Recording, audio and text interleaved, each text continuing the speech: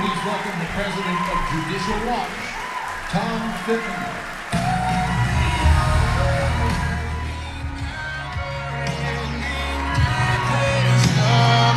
Thank you. Thank you. The kind introduction. It's wonderful to be here, Colorado.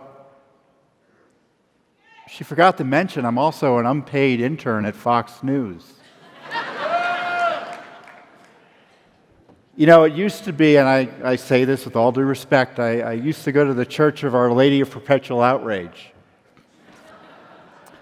And the pews started getting fuller and fuller and fuller, and now the bishop is in the White House. You know, we should be outraged. Why? Because our republic is under attack. Our Republican form of government's been under attack. We're seeing it in its worst form with the assault on President Trump. But we've all been through it already, haven't we? Remember the Tea Party? Who participated in the Tea Party here? Well, you were all a big problem for Barack Obama in 2012 as he was seeking re-election. So what did he do? He and his friends in the Democratic Party weaponized the IRS to try to suppress your First Amendment rights and abuse the IRS to target you and suppress the Tea Party in 2012. And it helped him steal the election in 2012. He suppressed the entire political movement against him. And you know who they worked with to do that? Because Judicial Watch uncovered the documents. The FBI and the Justice Department. Robert Mueller's FBI, Obama's DOJ, was colluding with Lois Lerner's IRS to think of ways to prosecute the very groups that Lois Lerner was suppressing. And only because the scandal broke, that effort to try to jail his political opponents become undone. But the lesson was learned. They knew they could use the weapons of government, the government agencies, to guarantee election results. So 2016 comes around, and Judicial Watch is doing what Judicial Watch does, which is suing the government for government documents about things they don't want you to know about, like Benghazi, like IRS, like Fast and Furious. And in doing that, we found the Clinton emails.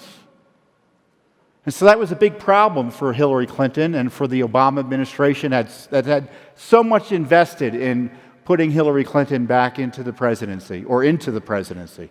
Well, arguably never mind. We wonder who sometimes was running the Bill Clinton administration. And Judicial Watch uncovered those emails. Now, I know many of you wonder why Hillary Clinton wasn't prosecuted and why isn't she being prosecuted now. That's a topic I'll get to a little bit later. But they had a major problem because the Clinton email scandal was getting worse and worse thanks to Judicial Watch. We were getting documents out. We were deposing witnesses. We were uncovering pay-to-play at the State Department and the Clinton Foundation. She faced significant legal and criminal liability. What was the solution? Let's figure out how to use the DOJ, the NSA, the FBI, the State Department, the Obama White House, the Office of Director of National Intelligence, all the King's forces, all the King's men, to try to target President Trump with illegal spying and smears. No Clinton email scandal, no Clinton campaign. You would have had no Russia dossier, no Spygate targeting of President Trump. They had done it in 2012, and they tried to do it again in 2016. The difference is it didn't work. President Trump won, despite those efforts.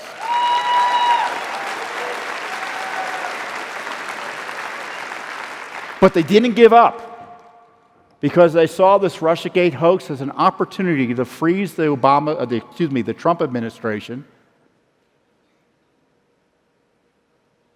with special counsels and continued spying, even on the president himself once he became president. And of course, they needed to protect themselves from any serious criminal investigation. Remember, Obama knew about Hillary Clinton's emails. We found material that the Obama White House orchestrated the cover-up. The Clinton email scandal was an Obama scandal, was an FBI scandal, was a Justice Department scandal. Well, let's freeze the Justice Department under President Trump with the King Mueller operation to guarantee that nothing's done against Hillary Clinton and her co-conspirators in the Obama administration. And yet, that still didn't work. Because now we have a new Attorney General Barr who isn't afraid of the deep state, who isn't afraid of Hillary Clinton, isn't afraid of asking these tough questions. And I don't know if he's going to prosecute Hillary Clinton, but I do think he's going to consider it carefully, which would be a remarkable change of pace here in Washington, D.C., or there in Washington, D.C. Imagine enforcing the rule of law as opposed to putting people above the rule of law. You know, and whether or not Hillary Clinton's been prosecuted, there's been rough justice for Hillary Clinton. Now, we didn't do this to get Hillary or keep her out of the presidency. I didn't know she was going to run for president. Judicial Watch didn't know she was going to run for president. We just wanted the documents about Benghazi. Believe it or not, we still consider Benghazi to be a major Obama-Clinton scandal. And we wanted all the truth on it.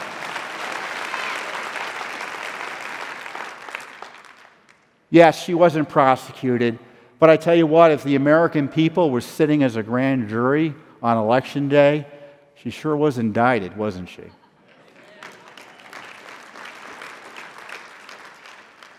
But the attack, the coup cabal targeting President Trump continues. You have the Democrats in the House, whose party was behind this dossier along with Hillary Clinton, harassing him with subpoenas. You have a judicial harassment where you have these out-of-control judges who don't like President Trump throwing the rule of law out of the window to oppose his policies or upend his policies. And then, of course, you still have the Justice Department, who is yet to be sanctioned or disciplined or prosecuted, you name it, for the targeting of President Trump. And so what's going to happen next? The rule of law needs to prevail. You know, the president isn't above the law, but he's not beneath the law. And as far as I'm concerned, the illegal targeting of President Trump is the worst government corruption scandal in American history.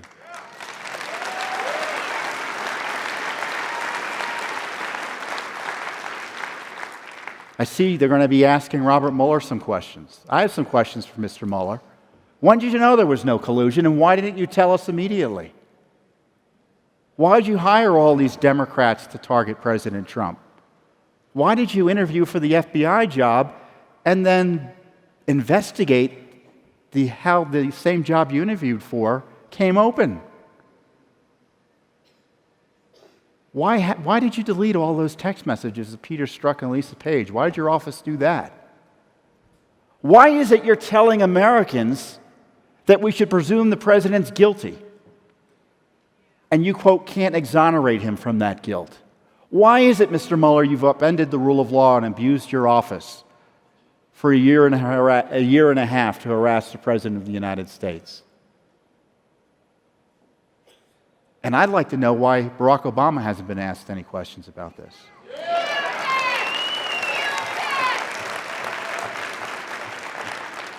Those text messages I'm talking about, Lisa Page and Peter Strzok, they talked about the White House wants to know everything. James Comey, the corrupt FBI director, discussed the dossier in the Oval Office with Barack Obama and Joe Biden. And of course, as I affectionately call her, St. Hillary of the grand jury, she paid for the dossier. No one's asked her any questions. When is Barack Obama and Hillary Clinton going to go under oath? Or maybe even be asked a tough question about their involvement? When it comes to abusing the powers of office to spy on, suppress, and target your political opponents, Barack Obama makes Richard Nixon seem like a piker.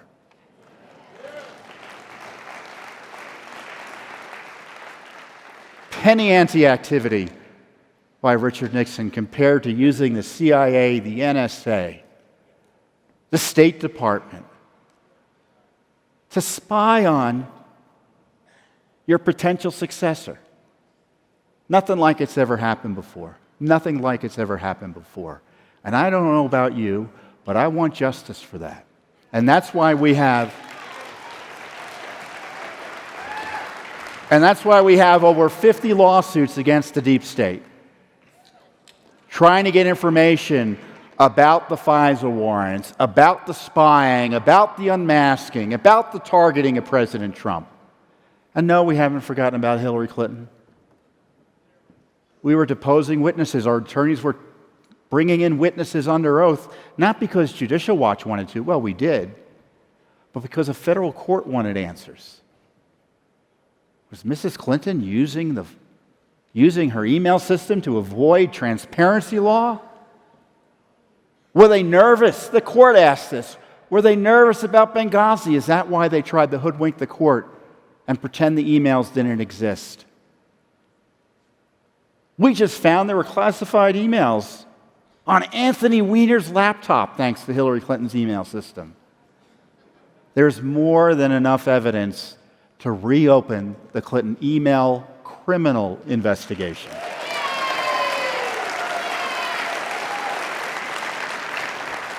But the attack on the rule of law is coming from all sides. We're seeing it at the border.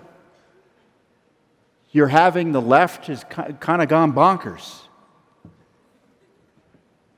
saying we shouldn't really be police the borders. If you get here illegally, we shouldn't send you home.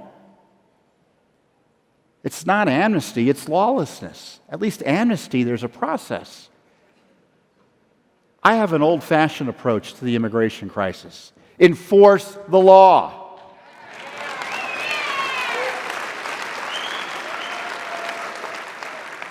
And we've done our Freedom of Information Act request to uncover the corruption at the border, but we're also suing in court to try to stop these sanctuary policies. We're suing right now San Francisco over its sanctuary policy. Now, we have politicians here, right? There were some politicians here. Anyone running for office come up on this stage? I think so. And you all vote, right? You write checks to candidates. You see the commercials. Well, that's all for naught if your elections can be stolen, isn't it? We need voter ID. We need citizenship verification.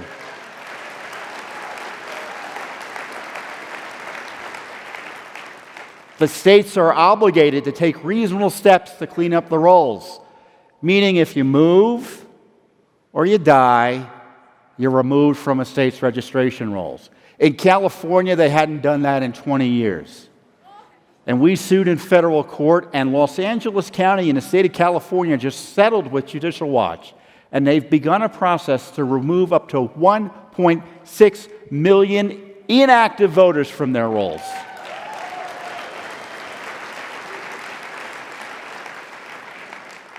So you have these zombie voters on the rolls nationally. You have the left oppose voter ID, citizenship verification. Tens of millions of aliens are here in the United States, both legal and illegal. And it's a numbers game. A percentage of them register to vote, and a percentage of them are going to vote. How do we prevent that? By reestablishing or establishing a method to make sure that when you register to vote, we just don't take your word for it, but we have verification that you're a citizen before you're allowed to register to vote. And why does the left oppose that? Because the left wants to be able to steal elections if necessary. We need clean elections. We need voter ID. If your vote is stolen, that's a civil rights violation. Voter fraud is a civil rights issue of our time. And I know sometimes things seem overwhelming in Washington, D.C., and here in Colorado and in the West, wherever. But just so you know, Judicial Watch is here for you. We represent you. We represent you against a government that is corrupt, a government that is out of control. There is a way to bring it back under control. It's to use groups like Judicial Watch to hold them accountable to the rule of law. Our motto is, because no one is above the law.